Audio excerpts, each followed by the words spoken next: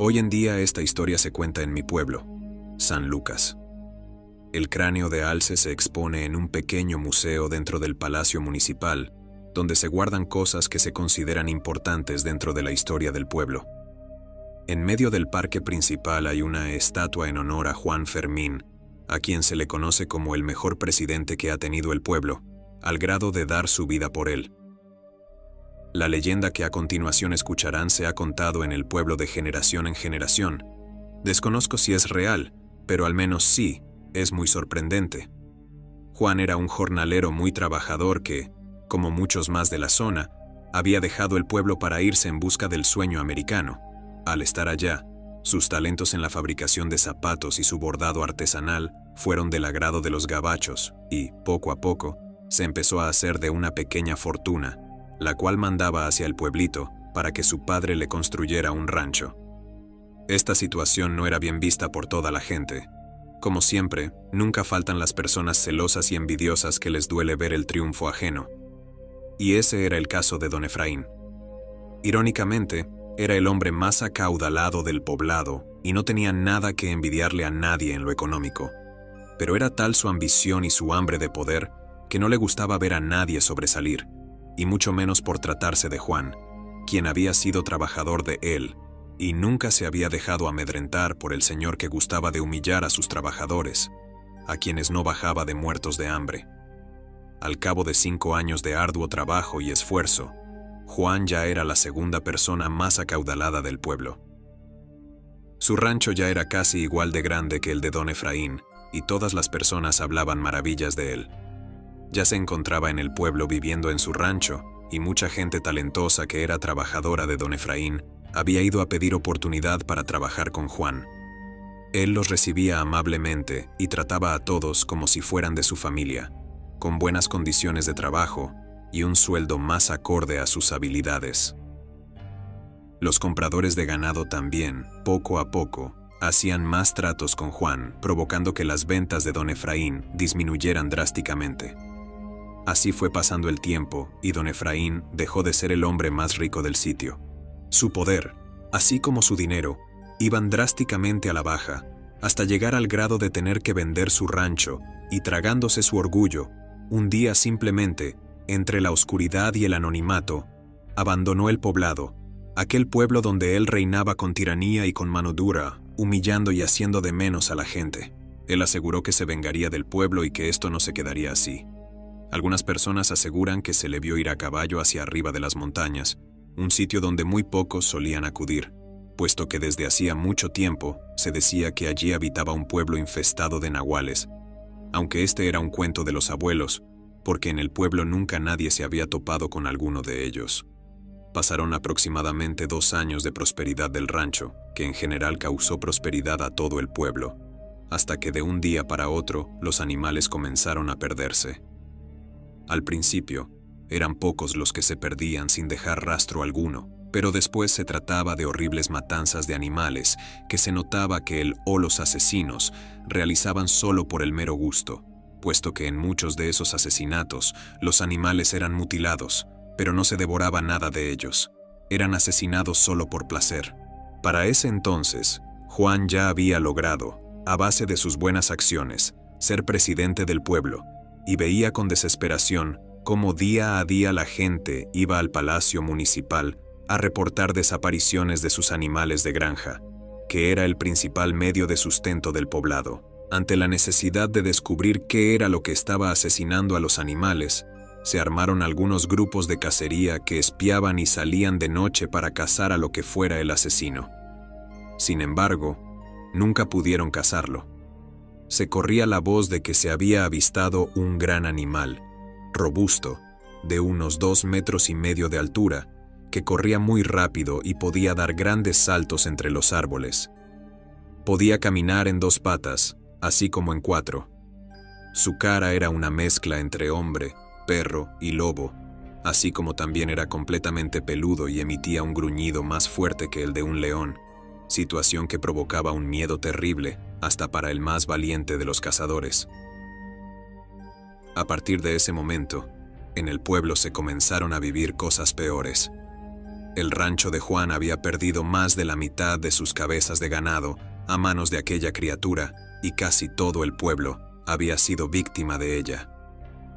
Una hambruna comenzó a azotar al poblado por lo mismo, y la gente comenzó a malvender a sus animales antes de que fueran devorados o simplemente asesinados por la criatura, como le llamaban en ese entonces. Lejos de ser una solución, el hecho de quedarse sin animales de granja solo empeoró las cosas. En el poblado comenzaron a perderse personas, sobre todo aquellos que, por andar tomados, se quedaban a dormir en las calles, o aquellas mismas personas que se encontraban en situación de calle. Posteriormente comenzaron a perderse niños, principalmente recién nacidos. Era realmente macabra la forma de cómo se escuchaban por las noches los llantos de los niños provenientes del monte al ser arrastrados por aquella criatura, posiblemente para usarlos como su cena. Día tras día, se recibían en la comandancia familias desconsoladas, llorando por sus familiares y por sus pertenencias. Muchas familias huyeron del sitio, pero otras prefirieron quedarse a su suerte.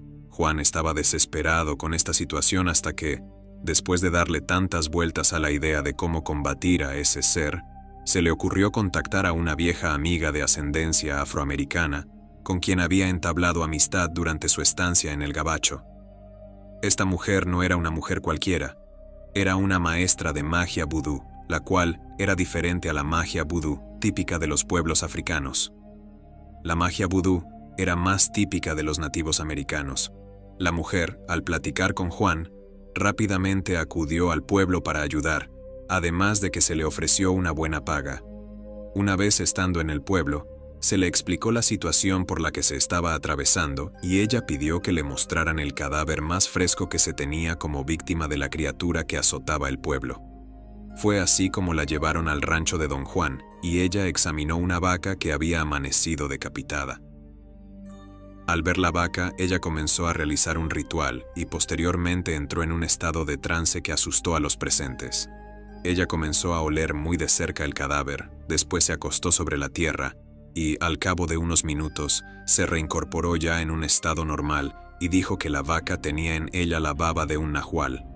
Todos los presentes se sorprendieron con lo dicho, pues si bien se tenían sus sospechas, hasta el momento las historias de nahuales habían sido mitos. La bruja le pidió a Juan platicar a solas con él y ésta le dijo que se enfrentaban a un mal muy poderoso y que las balas de plata eran un mito sacado de las películas de lobos. Para combatir a este monstruo, era necesario pelearle de tú por tú y de poder a poder. Entonces, la bruja le ofreció invocar a una poderosa criatura que pudiera hacerle frente a este gran nahual. Pero esto sería costoso, debido a que se tendría que utilizar mucha magia para su invocación. Y la bruja le explicó cuál era el precio de invocar a este ser. Sin pensar mucho en la paga, Juan aceptó con tal de que su pueblo se librara de aquel ser del infierno. Fue así entonces como la bruja sacó de su carroza un gran cráneo de alce y se lo entregó a Juan.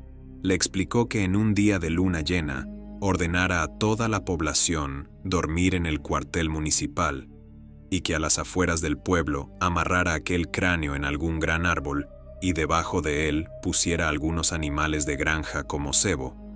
De igual manera, iba a necesitar un grupo mínimo de 20 hombres armados que fueran con ella a ese sitio para sentirse segura contra el gran nahual en caso de que la criatura invocada fallara en su encomienda. Fue en ese momento cuando la bruja mencionó por primera vez el nombre de la criatura. La criatura que invocaré es un temible demonio cornicabras. Al cabo de algunas noches, al fin llegó la noche de luna llena. Se realizó todo al pie de la letra como la bruja había dicho.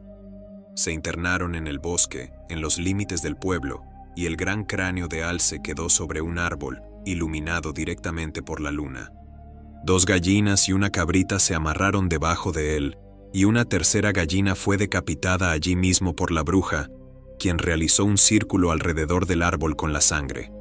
La bruja y los cazadores se resguardaron detrás de unas barricadas de piedra, y al cabo de 30 minutos, unos imponentes rugidos se empezaron a escuchar a lo lejos, seguidos del sonido de las ramas de los árboles quebrándose ante las poderosas pisadas de aquella criatura, la cual venía corriendo. Al llegar al sitio, de un tajo aquel gran nahual partió a la cabrita en dos y se le fue encima para devorarla mientras las gallinas cacareaban desesperadas. Al ver al nahual, la bruja rápidamente comenzó a realizar un ritual y a hablar en un idioma desconocido.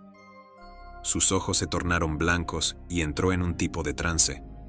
Las cuencas de los ojos de aquel cráneo de alce comenzaron a brillar y de su nariz empezó a salir un denso humo que por un rato cubrió parte del sitio. En cuestión de minutos, aquel humo se había disipado y allí, parada junto a un árbol, se encontraba una horrenda criatura con patas de cabra, los brazos bastante alargados al grado de que se arrastraban por el piso y con la cabeza de alce que aún era un cráneo con vida. El gran nahual, al ver esta criatura, se le fue encima y le mordió el cuello violentamente, pero no le realizó ningún daño. En contraataque, aquel demonio le lanzó un golpe a su costado y logró clavarle la mitad de sus garras en las costillas. El nahual emitió un gran grito de dolor, pero siguió mordisqueando a aquella criatura sin lograr herirla. Después de una larga batalla en la que el nahual lograba contener los ataques del demonio y en la que el demonio no recibía daño con los ataques del nahual, el nahual, muy mal herido, huyó del sitio desangrándose de las costillas y también con una gran herida en una pata que fue el resultado de una gran mordida que aquel demonio le había propinado. Los cazadores, al ver la retirada del nahual, intentaron huir tras él para cazarlo, pero la bruja les dijo que no era necesario. Aquel gran nahual iba a morir, puesto que la saliva de aquel demonio era extremadamente tóxica. Los cazadores se encontraban felices. Al fin lo habían vencido a la criatura que les atormentaba. No obstante, al paso de los minutos, se les borró la sonrisa de la cara y, muy al contrario, comenzaron a llorar desconsoladamente. La razón era que Juan yacía tirado a un lado de ellos, con heridas desgarradoras en varias partes del cuerpo. La bruja, tristemente, les explicó a los cazadores que el precio a pagar para la invocación de esa bestia era que alguien tenía que dar su vida y recibir todos los ataques que la bestia recibiera. Es por eso que Juan había muerto.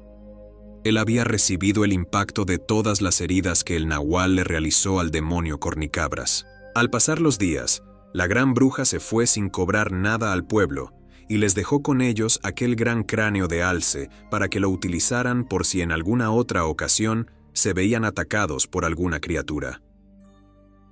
A los pocos días, cuando la tranquilidad regresó al pueblo, un grupo de cazadores encontró bosque adentro el cadáver de don Efraín, quien yacía desnudo, con una profunda herida a la altura de las costillas y con una enorme mordida en una de las piernas. Sin duda, y tal como se pensaba, él era el gran nahual que regresó para vengarse.